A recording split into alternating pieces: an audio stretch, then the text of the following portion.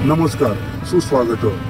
सालाबादप्रमाणे याही वर्षी 512 army base workshop Khadki Pune मध्ये एसीए कामगार संघटना यांच्या वतीने लोकशाहीर अण्णाभाऊ साठे तसेच लोकमान्य बाळ गंगाधर टिळक यांच्या पुण्यतिथीनिमित्त विविध सांस्कृतिक कार्यक्रमाचे आयोजन केले होते।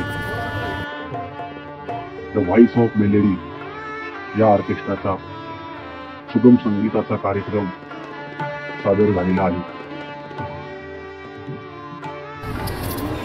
कार्यक्रमाची सुरुवात ही दीप प्रज्वलनाने कामगार संघटनेच्या विविध पदाधिकाऱ्यांच्या हस्ते झाली।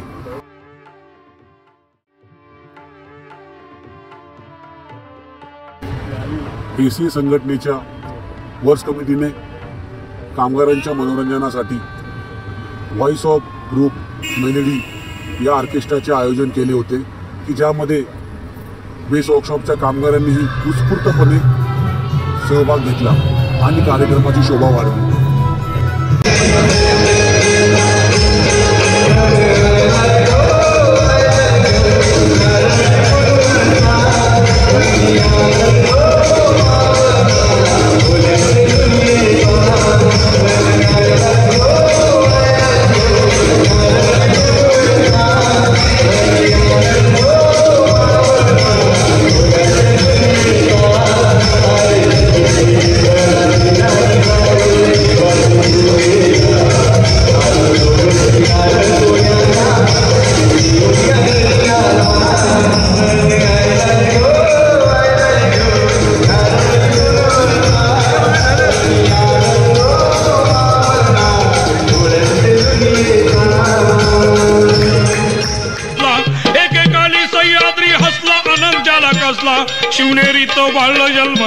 शिवनेरीत बाळ जन्मला मुलगा झाला शहाजी राजाला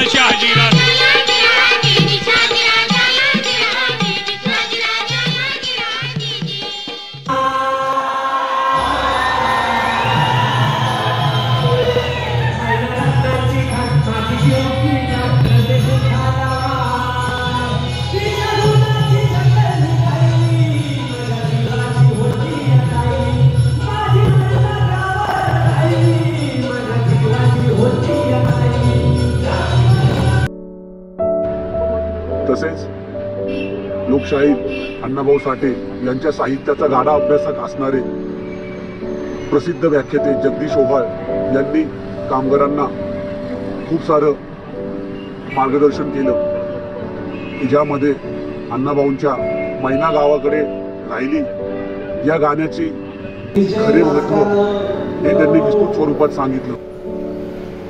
नुसताच कार्यक्रम घ्यायचा असं करणं म्हणजे जयंती नव्हे, तर जयंती म्हणजे या सगळ्या महामानवांनी, या सगळ्या महापुरुषांनी, महामातांनी जो विचार आपल्याला दिला होता की तळागाळातल्या शेवटच्या माणसांच्या वरीनं त्यांनी एकीकडे साहित्य संपदेलाही तितकाच मोठं योगदान दिलं आणि महाराष्ट्राच्या मराठी भाषेला समृद्ध करण्यासाठी ज्यांनी विपुल असं लेखन केलं ते थोर साहित्यिक, थोर स्वातंत्र्य सैनिक, थोर लोकशाहीर म्हणजेच आपले साहित्यरत्न अण्णाभाऊ साठे यांच्यासह मानवमुक्तीच्या लढ्यामध्ये ज्या ज्या महामानवांनी, ज्या ज्या महामातांनी आपले योगदान दिलं, माणसाला माणूस म्हणून वर राहता यावं यासाठी त्यांनी आपलं आयुष्य वाहिलं, त्या सगळ्या महापुरुषांना, सगळ्या महामानवांना अभिवादन करतो। या सगळ्या महापुरुषांना, महामानवांना आज अभिवादन करत असताना इतिहासामध्ये हजारो वर्षापूर्वीचा, शेकडो वर्षापूर्वीचे हे सगळे महामानव, त्यांचा हा विचार आज देखील आमच्या जीवनामध्ये का लागू पडतो किंवा ते आज देखील आमच्या जीवनामध्ये का आम्ही आचरणात आणतो हा प्रश्न आम्हाला पडतो। आणि म्हणून या सगळ्यांची नावं घेत असताना हे सगळे महामानव, हे सगळे महामाता आपापल्या विचारांनी जेव्हा काम करतात असं आम्हाला दिसतं, तेव्हा ह्याचा विचार आज देखील जिवंत ठेवणारा एक महामानव पुढे जाऊन या सगळ्यांच्या विचारांना या देशामध्ये पेरण्याचं काम करतो आणि या सगळ्यांचा विचार पेरण्याचं काम तो या देशाच्या संविधानाच्या माध्यमातून करतो। ते या भारतीय संविधानाचे जनक, या भारतीय संविधानाचे निर्माते विश्वरत्न डॉक्टर बाबासाहेब आंबेडकर या सगळ्या महामानवांना, सगळ्या महामातांना अभिवादन करतो आणि आजच्या या कार्यक्रमाची आपल्यासमोर मांडणी करतो। आणि सगळी व्यवस्था या ठिकाणची, तर सगळ्या समाजाची चाललेली वाटचाल, ही सगळी वाटचाल चाललेली असताना 1920च्या काळामध्ये त्याच समाजामधून एक मुलगा जन्माला येतो आणि त्या समाजात जन्माला आलेला सांगली जिल्ह्याचा तो सुपुत्र आणि त्या सांगली जिल्ह्यातल्या त्या सुपुत्राला त्या सगळ्या काळोखाच्या त्या भयानक रातीमधून जन्म घ्यावा अशी परिस्थिती आणि आपल्याकडे सगळं काळोख दाटलेलं आहे, सगळी विषमतेची गर्दी आहे, सगळं या ठिकाणी इंग्रजांचं राज्य आहे या देशावरती, सगळी विषमता दाटलेली आहे, अस्पृश्यतेचा तो काळ आहे. आणि त्या काळामध्ये या भारतामध्ये सांगली जिल्ह्यात जन्माला आलेल्या त्या सुपुत्रानं आपली घरची परिस्थिती बघावी तर घरामध्ये संध्याकाळी खायची पंचायत, जेव्हा कामाला जावं तेव्हा संध्याकाळी हातातोंडाची गाठ पडावी असा तो परिवार. आणि त्या परिवारामध्ये जन्मास आलेल्या त्या पुत्रानं शिकण्याची जिद्द मनात ठेवली. बघा आता आम्हाला शिक्षणाचं महत्व कळतं आता, पण तेव्हा त्या पुत्रानं शाळेत जावं असा विचार केला. त्याच्या आई बापाला वाटलं की आपल्या पोराला शाळेत घालावं, अण्णाभाऊला शाळेत घालावं वाटलं, भाऊरावांना वाटलं की आपल्या पोराला शाळेत घालावं, भाऊरावांनी आपल्या पोराला शाळेत घातलं, पोरग शाळेत गेलं. पण ती शाळा जास्त दिवस टिकली नाही. एक दिवस गेला, दुसरा दिवस उगवला आणि दुसऱ्या दिवशी वर्गाच्या बाहेर जेव्हा त्या पोराला बसावं लागलं तेव्हा ते पोरग वर्गाच्या बाहेर तसंच ती शाळा सोडून बाहेर आलं. आणि त्या पोरानं त्या वर्गाच्या बाहेर बसून ती शाळा सोडली व ती शाळा त्या ठिकाणी त्यागली. परंतु 1.5 दिवसात ती शाळा सोडून आलेल्या पोरानं जगातल्या शाळेत शिकायला सुरुवात केली. आणि तोच पोरगा पुढे जाऊन साहित्यरत्न अण्णाभाऊ साठे म्हणून जगाला कळला. त्या पोराचं नाव म्हणजे अण्णाभाऊ साठे. फक्त 1.5 दिवस शाळेत गेलेला तो पोरगा आपल्या लेखणीच्या माध्यमातून आपल्या हातामध्ये शब्दांची मशाल घेतली आणि अस्पृश्यतेचा अंधार चिरत गेला.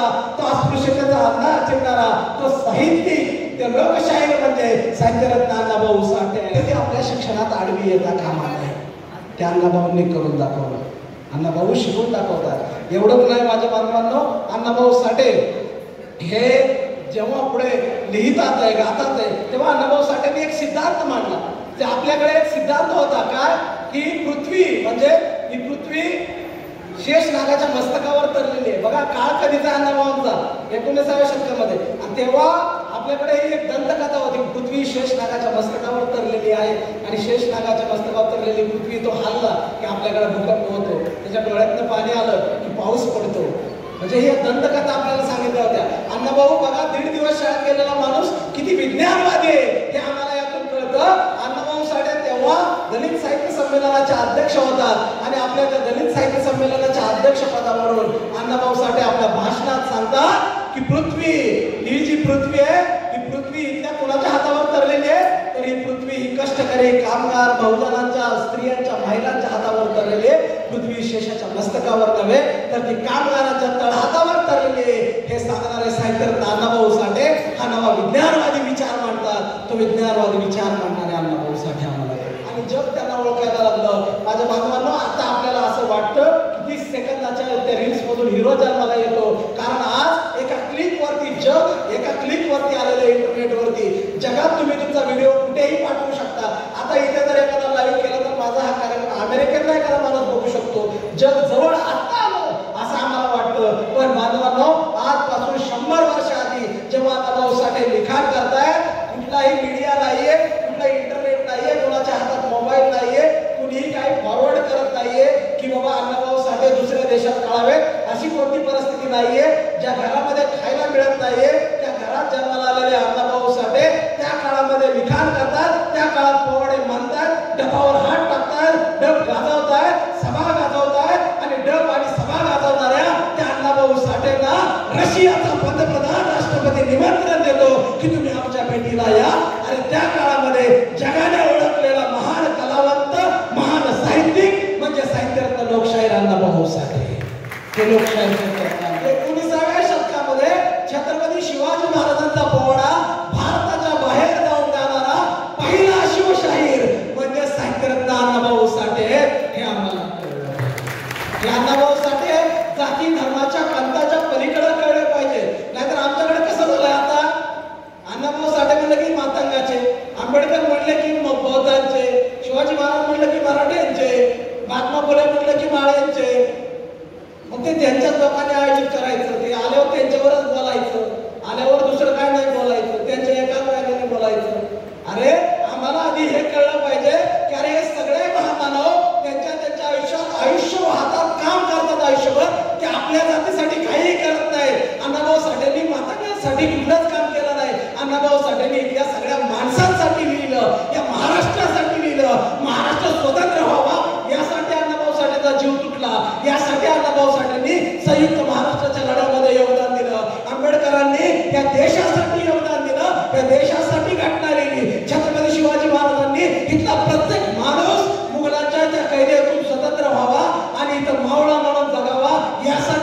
केलं. महात्मा फुलेंनी या देशातल्या प्रत्येक स्त्रीला शिक्षण मिळावं यासाठी शाळा सुरू केल्या.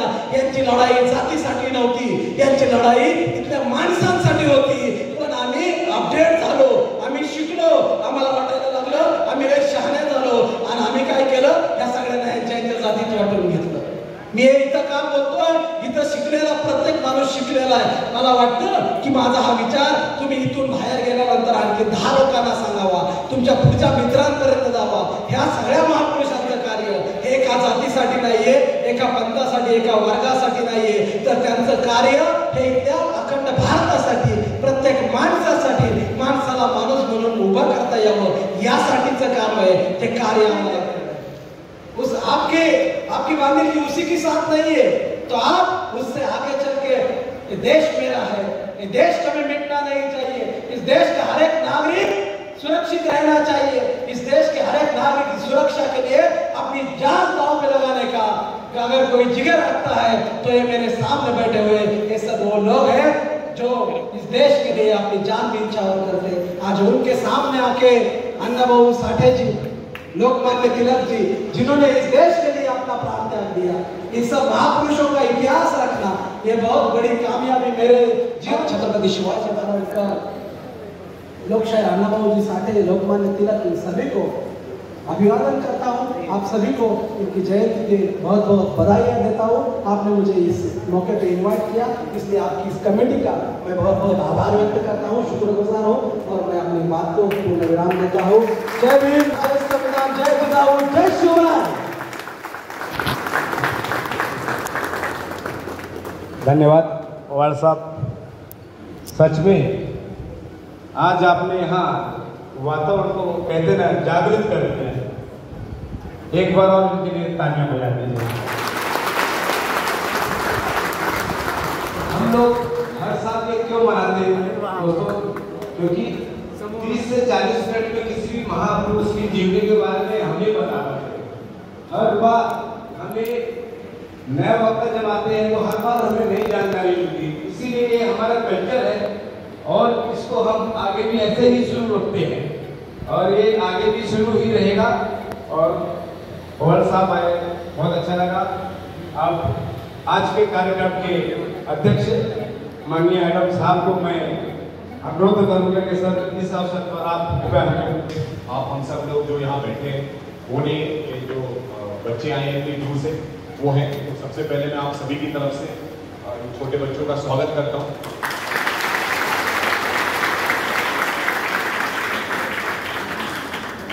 और उसी के साथ साथ स्वागत करता हूँ श्री जगदीश जी का, जो कि अपना कीमती समय निकालकर यहाँ पर आए. मैडम होने के बावजूद मैं बहुत ज़्यादा इस प्रोग्राम के साथ नहीं था. I was not in the favour of this programme, क्योंकि प्रोडक्शन का जो हमारे ऊपर टारगेट है और उन सब की वजह से. लेकिन इनकी ये परसिस्टेंस जिसको बोलते हैं, जो वो था कि नहीं सर हमको इसको सेलिब्रेट करना ही करना है. और इवेंचुअली इन्होंने जो सेलिब्रेट किया ये दिखाता है, हमारे अंदर की परसिस्टेंस को दिखाता है. ये दिखाता है कि हम अगर किसी चीज़ को करना चाहते हैं तो किस प्रकार से कर सकते हैं. इसके लिए आप सब मेरे बधाई के पात्र हैं एंड हार्टिस्ट कांग्रेचुलेशन करा. टूटी हुई मुंडेर पे रखा छोटा सा दिया, कह रहा मौसम से आंधी चला के देख. और वो आपके साथ रहेंगे. हमारे सभी कर्मचारी भाई बहनों ने इतने खुले दिल से माल्यवान संस्थान पातळीने येथील अनाथ मुला मुलींचे विशेष कौतुक केले आणि त्यांनाही आर्मी बेस वर्कशॉपच्या वतीने कुछ खोकर पाना है जीवन का मतलब, आना और जाना दो जीवन क्या करना है बच्चों?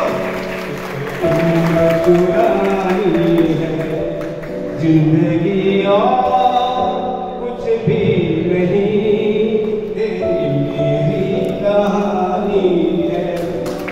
धन्यवाद. तसेच कार्यक्रमाच्या शेवटाकडे येत असताना आभार प्रदर्शनाचे काम राधा श्री शशीजी पवार। आजच्या आभार प्रदर्शनामध्ये सर्वात प्रथम आजच्या कार्यक्रमाचे अध्यक्ष आपल्या वर्कशॉपचे सन्माननीय कमांडंट आणि MD brigadier Sachin Kalia sir यांनी या कार्यक्रमास परवानगी दिली, त्याबद्दल त्यांचे मनापासून आभार मानतो व धन्यवाद देतो। तसेच आपल्या वर्कशॉपचे ॲडम कर्नल सन्माननीय विकेट सिंग सर यांनी उपस्थिती दर्शवली आणि आपला अमूल्य वेळ दिला, त्याबद्दल त्यांचे मनापासून आभार मानतो। आजच्या कार्यक्रमाचे प्रमुख अतिथी प्रसिद्ध व्याख्याते सन्माननीय श्री जगदीश ओहट सर यांनी मागील तासभर आपल्या सर्वांना लोकशाहीर अण्णाभाऊ साठे आणि लोकमान्य बाळ गंगाधर टिळक यांचे जीवन चरित्र यांच्या बोलीभाषेने आपल्या डोळ्यासमोर वर्तमान परिस्थितीत आणून उभे केले, त्याबद्दल श्री जगदीश ओहट सरांचे मनापासून आभार मानतो। आजच्या कार्यक्रमात त्यानंतर मस्त कामगार वर्गांकडून आणि अप्रेंटिस मुलामुलींकडून कामगारांकडून सडळ मुक्त हाताने मोठ्या प्रमाणात आर्थिक स्वरूपाचे दान व इतर जीवन आवश्यक सेवेची वस्तू, किराणा, कपडे आणि इत्यादी वस्तू यांचे वाटप निर्मल बाल विकास संस्था यास करण्यात आले आणि सरते शेवटी कार्यक्रमाची सांगता राष्ट्रगीत झाल्या।